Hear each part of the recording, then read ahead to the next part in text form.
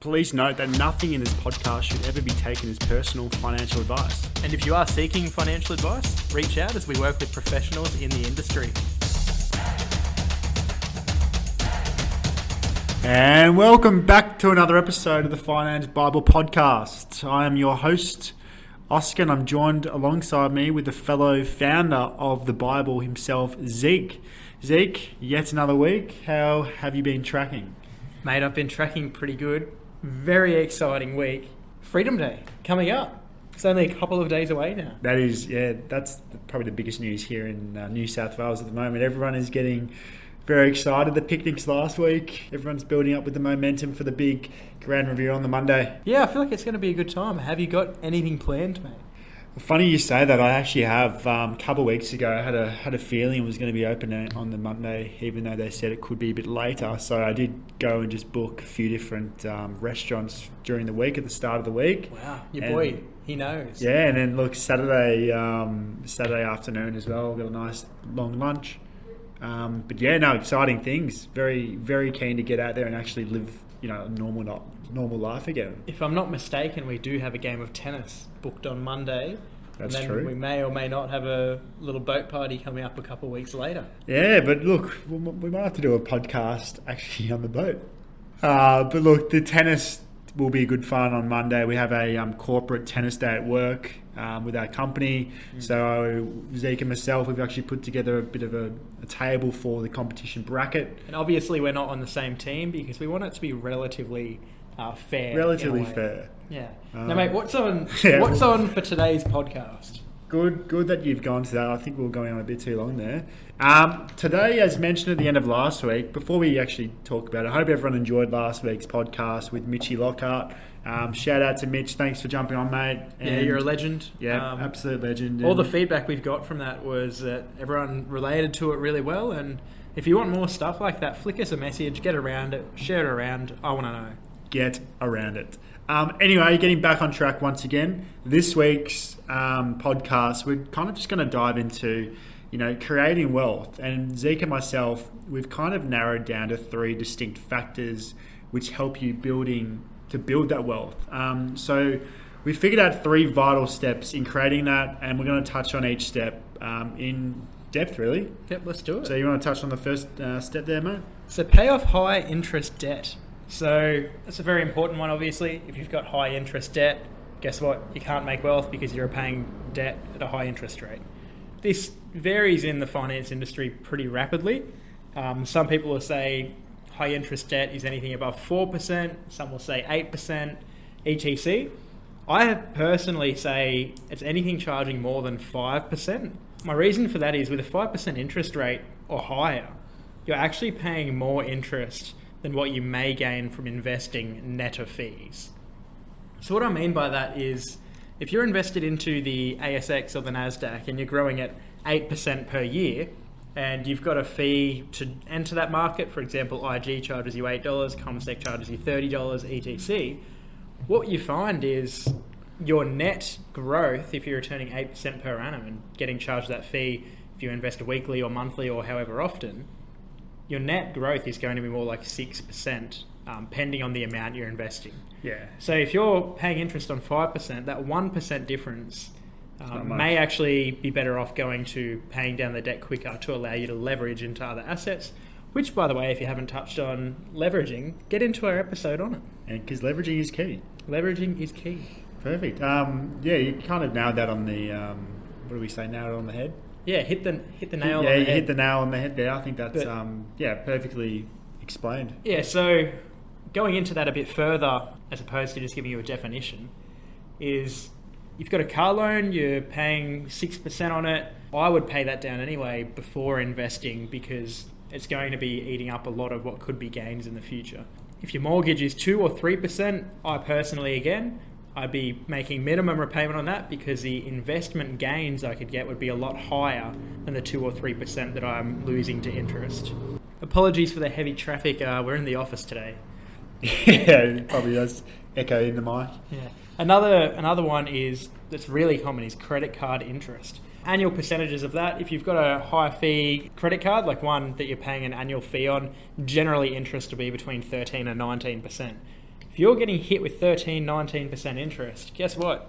Your gains will not get close to outperforming that on the average. If you're outperforming the market drastically, then guess what? You may still be able to invest. And mate, the credit card conversation, we actually touched on that in our first or second podcast as well, when we actually talk about the compound interest and the benefits of compound interest. We do touch on credit card if you guys want to go back and quickly listen to that and get a bit of a better understanding of how the interest on credit and credit card actually works. Yeah, we've had a couple of people come through in the later podcasts to our series, and they've been really interested in things and have engaged in questions with us that we've already answered in other podcasts. Yeah. So just jump in, have a look if there's any you think might be interesting, give them a listen. We've even had phone calls with them as well. Like they've asked us, if we can have a 10, 15-minute discussion, and we're more than happy to just pick up the phone and give you a quick call and give it, in your personal situation in the way you think, make it a bit easier. So another vital step in creating wealth is to build a habit in saving and your saving patterns. So people today, a lot of people we find are living paycheck to paycheck. So every week they're hanging out for the Friday, or if they're getting paid monthly, which, I feel sorry for a lot of people if you do, because you got to get your budgeting sorted, which is fine if you got a nice budget plan, which we have attached into our previous podcast. Hope you're looking at that one. But it is a lot harder for people who are getting paid monthly. But anyway, you don't want to be living paycheck to paycheck and waiting for the payday to hit your account. And then all of a sudden you go out on a night out with your mates, you got all your bills to pay for the month. If you're renting, you got rent. And all of a sudden, all your money's gone. But if you're putting some money aside to save and regularly investing, say, for example, into NASDAQ or cryptocurrency, whatever you think is a better investment option for yourself, that's really the key to start building the savings habits. Because, Zeke, I know when we speak to clients, and some of them have goals to reach $2 million of income producing assets in their future. Yeah, no one can save their way to wealth. It might sound fine that you're putting all your money in your bank account after every paycheck, maybe 10, 20, 30% of your pay. But if you're not investing that money somewhere else that's going to give you a return of your investment, what are you really doing?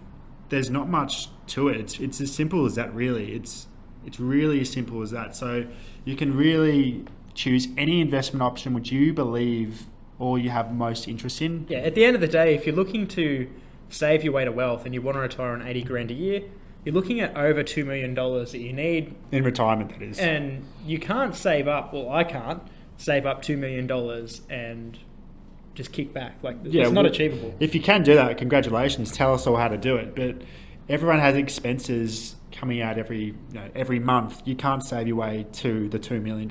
Yeah, you need to develop a good saving habit and then develop a good investing habit. Exactly. And look, you can do that with regular deposits as well. So once you get paid, you can put a regular deposit into your bank account. So for example, when I get paid, I have a few different accounts. I put half into savings and then another half of the funds which I'm saving up goes directly into my investment account. So because I know for a fact I won't personally be able to save up $2 million plus of what I'm wanting in retirement, I have to invest that money and leverage it into income producing assets that are going to help me along the way and fast track me to that wealth. So building deposit mechanism is probably the way to go. And I know savings can scare some people by building savings habits. A lot of my peers and friends who I've spoken to in the last few months, they have had trouble in saving because a lot of people are big spenders. So especially like my friends, some of them are spenders and they have trouble actually putting 20% aside each week. But if you start a budget and you stick to that budget for at least 3 months, because after 3 months it comes into a regular behavior, so you can actually, you're wanting to do it, and it gets exciting down the track when you're putting all your funds in there. It becomes a habit. Yeah, so if you can do that for 3 months, you'll be excited to actually start saving money and see your wealth accumulate over time.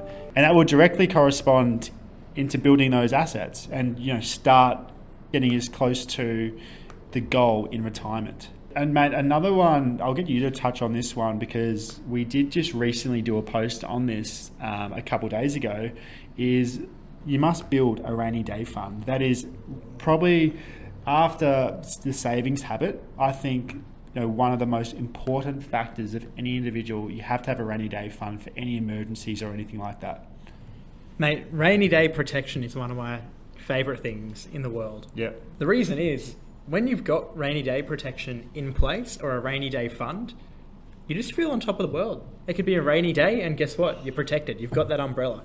We all hate being out in the rain without an umbrella, and we all hate being under financial restraint. Now, if you have the rainy day fund, you got your poncho, you got your gumboots, you got your umbrella, you got everything. It's the whole combination. You're set. That's exactly right. Yeah, so a rainy day fund, a lot of people have actually realised how important this is throughout COVID-19 and the start of the coronavirus. Because once that hit, a lot of people, everyone lost their jobs. So all of a sudden you've got, oh shit, what am I going to do? I don't have a job.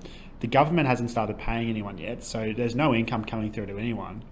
So people without a rainy day fund or money set aside are pretty much screwed. Like a lot of people I knew, or you saw on the news and all people on Facebook, on Instagram, a lot of people struggled, and businesses as well. Unfortunately, those businesses who went under because they didn't have enough funds to keep going. When you're in a financial fire, you need a hose to put it out, and that's what a rainy day fund does. For me, I'm in a professional occupation where I know I can get another job within 3 months pretty easy. Any professional out there, I'm talking nurses, doctors, teachers, anything. Police officers. Yeah, anything that is a job in demand, you can easily find another job within 3 months. So for me, my rainy day protection fund only needs to last me 3 months of my wage. Let's say I'm getting paid $100 a week and I need 3 months. Well, you're $400 a month, $1,200 in 3 months. That's what I would need to have saved up until I can find another job. Yeah, well, and it also depends on your lifestyle income and how much you're actually spending too. So if you're a big spender, obviously you got to save up a bit more for your rainy day fund. If you're a bit frugal like ourselves, it's a little bit less. But figure that out, between the two. So mate, frugal is a great word. Frugal. I think if I get another dog, I'm calling it frugal. It actually is a good word, isn't it? It actually is. It came from the book we read, The Millionaire Next Door. The Millionaire Next Door. The Millionaire Next Door. Great the frugal book. But yeah, to just give you a better understanding, other than COVID-19, some other examples of events which may require to dip into your rainy day fund. For example, if you get fired, which we just talked about, but another one is if you get injured. You might get a payout from insurance, but still, you do need some funding there to back you up. Another one is medical emergencies, car repairs, home repairs, unexpected travel. If you're living interstate and all of a sudden one of your family members gets sick, or you need to go visit someone back home or wherever that might happen, you have to have enough money to just quickly jump on the flight and just go.